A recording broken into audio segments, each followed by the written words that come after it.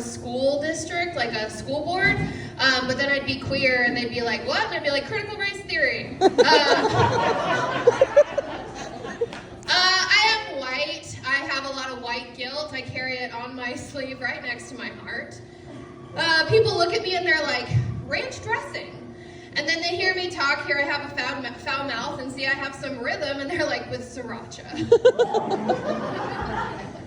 But like, yes, I'm white, but I'm not a snowflake liberal because I have to suppress the urge to square up to yee motherfuckers who roll coal.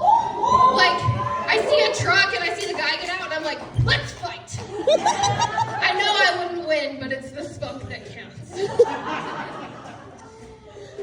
Fun things about me, I'm queer and I'm polyamorous, and polyamory is fun, but it's really not for everybody. One of the questions that everybody asks, fucking everybody, is, how do you sleep? How do you sleep with 3 people in a relationship? And it's like, well, we have a king-size bed for 2 people, a queen-size bed for 1 person, and I don't have a side of the bed. Like, everybody has a side of the bed, I don't have a side of the bed, so it's not for everybody. We're gonna try something new. I like to think of a new, like, drama on ABC called Marvel Hospital. And it's just all the people that got injured in, like, Marvel fight scenes. You, like, have the ER set, and they're wheeling a guy in on a gurney, and he's like, this guy got hit in the face with an alien part from Thor's hammer, dislodged. Save him. And then this guy got hit by a car, but, like, that's normal, right? This guy was in a bus that the Hulk threw at the bad guy. He has whiplash. I think he'll be okay. She was just stabbed in a mugging. Like, she can sit and wait. I write comedy a lot of the times when I'm under the influence, and then I look back at it snaps. Yes. I look back at it, at my notes, trying to figure out what I wrote, and I have one that just says hot farts. And everybody knows what a hot fart feels like and how dangerous it is. Which makes me think of gaslighting. It's really just trying to convince somebody else they farted.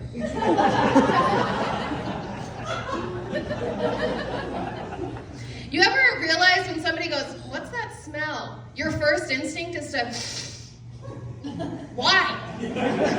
We don't want to smell it, and then everybody takes a big whiff anyway. Primal brains. One of my favorite things about me is that I'm fat. It's not society's favorite thing about me, but it's my favorite thing. Now with these jokes, I want you guys to laugh like you do with the people in the videos when you're alone on your phone. Like, if you're gonna laugh in private, you can laugh in public with me, okay? As a child, I found more comfort in cheese puffs than I did my distant father and alcoholic mother, so that's how it started. And it's really a pro for me. Nobody's gonna steal me up off the streets. Like, I'm too heavy for that shit. Nobody wants to do 2 trips for groceries. No psycho's gonna look at me and be like, that's the one. I also find that it's very economical in terms of saving food because my boobs and my thighs catch it all. Nothing on the floor. All on my stomach. And with that, I've developed this, like, cool little flap here. In the winter, it's a nice, like, finger warmer when my fingers are cold. And when I go to the, like, restaurants and stuff like that, I can tuck my napkin under here and it won't fall. Because I'm still a fucking lady and I put my napkin under. You also get big titties sometimes when you're fat. And big titties are great. Like, you get a motorboat on right, and I'm swabbing your ears with my nipples. It's like a symbiotic relationship. Because if you have a beard, you're getting my bra crumbs. I also have a fat pussy. Where are my fat pussy bitches at? Woo! Yeah, fat pussy energy. Now this isn't just for my fat pussy bitches. This might just be for, like, my pussy bitches, because I don't know, I don't have a thick pussy. It might happen to you. You ever fart and it gets stuck and trapped in your butt cheeks and then rolls up into your vagina and has released a queef. There's not enough laughs. Nobody else. Like, what?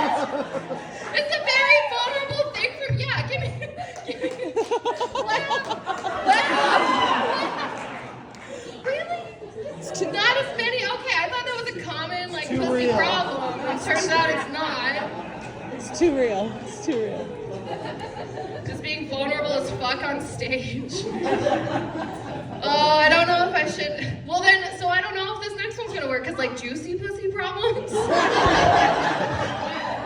I don't know if it's sweat. I don't know if it's my period. I don't know if I'm turned on. All I know is my pussy lips save my underwear and they stay dry. Man, all right. You guys have been good. Let's end it with some mama trauma, shall we? Since I got you all warmed up. The first picture of me in existence is my mom in front of a Christmas tree, so around this time, with a cigarette in this hand and a natty ice in this hand, and me in her belly. It's probably why I turned out like I did. My mom also took a very interesting approach to teaching me how to drive. It was kind of like a bird with a baby bird kicking it out of the nest. My mom just got drunk and drove to the desert and said, "Get us home." I was like, okay, I think I can do that.